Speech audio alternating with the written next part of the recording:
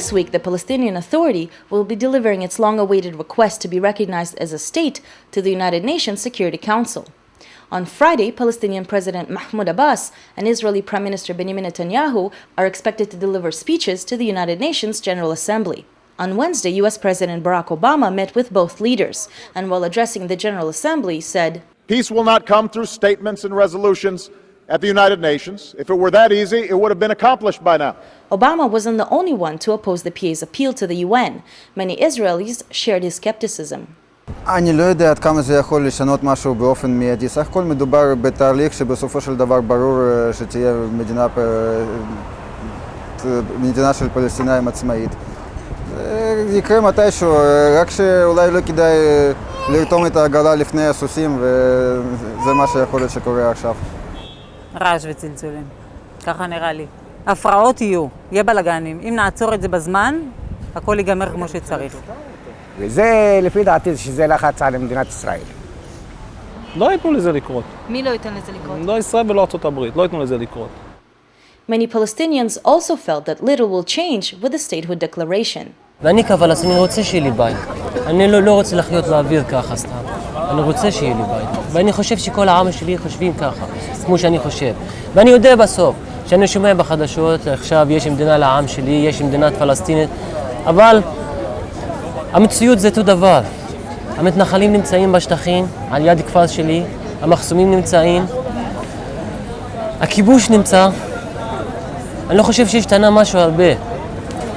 אבל אולי רק בתקשורת, בטלוויזיה, רק השתנה משהו, לא יותר מזה. If the United Nations, he say, okay, but Israel, he don't want to give us anything. Nothing. What's the states and Israel he want to give us, he give us. If he don't want to give us, hard luck. I'm so convinced it's a bluff because what's going on, they're trying to get credibility again for the Palestinian Authority, especially after they were scandaled a year ago by the secret papers came out by Al Jazeera. In January, Al Jazeera published 1,600 documents leaked by sources in the PA's negotiation support unit. The documents revealed that the Palestinian leadership agreed to major compromises on some of the big issues, including Jerusalem and refugees, in closed-door meetings with the Israeli leadership. On Tuesday morning in Jerusalem, the Israeli Prime Minister's spokesperson Mark Regev made the Israeli position clear in a press conference. So we think the Palestinian move to the UN is a mistake. We haven't given up. We continually and repeatedly call for the resumption of direct talks. Could you just briefly discuss some of the efforts that your government has put into preventing this thing from even going forward? With your permission, I want to outlay what we've done in the last 2.5 years to try to get the peace process back on track. And I sometimes don't think that this government, our government, is given the credit it deserves. In his speech, Obama also reiterated the Israeli position, saying instead the Palestinians should re-enter negotiations despite the repeated failure. Ultimately, it's the Israelis and the Palestinians, not us, who must reach agreement on the issues that divide them. And that is and will be the path to a Palestinian state. Negotiations between the parties. His position was immediately welcomed by a statement from the American Israel Public Affairs Committee, or AIPAC, saying President Obama rightly acknowledged that genuine peace can only come about as a result of direct negotiations between Israelis and Palestinians. Larry Derfner is a former columnist with the Jerusalem Post and a blogger with the 972 magazine. In his last article, he outlines why the Palestinians decided to go to the UN rather than back to the negotiations table. The previous Prime Minister, Ehud Barak, was very specific about the land that he was ready to give up and involve the withdrawal, massive withdrawal from settlements in the West Bank, access in the Gaza, which was already given away.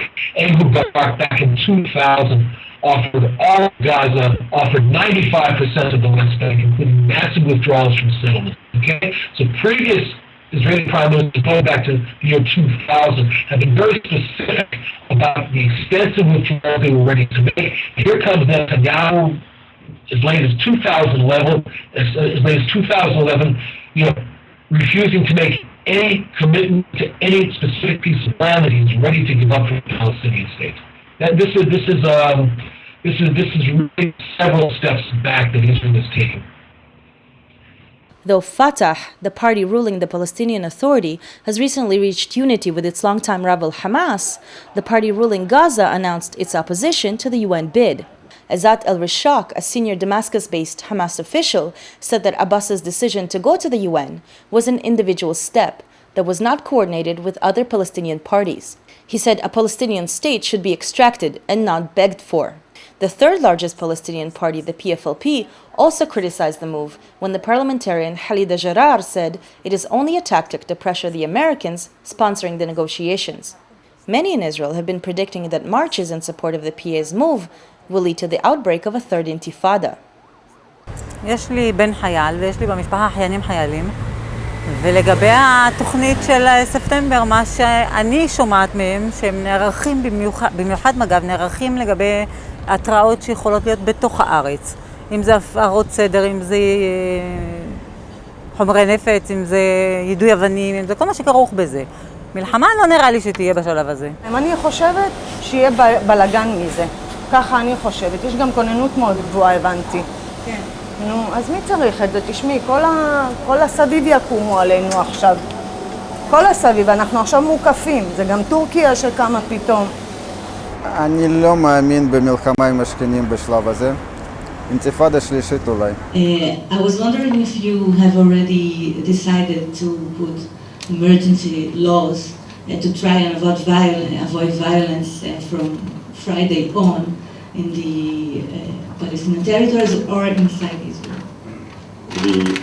I believe the security services are, of course, that's their job to prepare for different scenarios.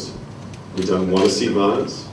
The Palestinian side says they don't want to see violence. We see them as responsible for what happens. In a poll conducted by Professor Halil Shikaki of the Palestinian Center for Policy and Survey Research, 54% of Palestinians in the West Bank said they would join large peaceful demonstrations. Meanwhile, 68% believe that if the UN bid succeeds, Israel will respond by stopping transfer of custom funds to the PA and would make the occupation harsher. Anticipating mass nonviolent demonstrations throughout the West Bank, the army purchased 200,000 liters of skunk, a water cannon-type weapon filled with sewage-smelling liquid.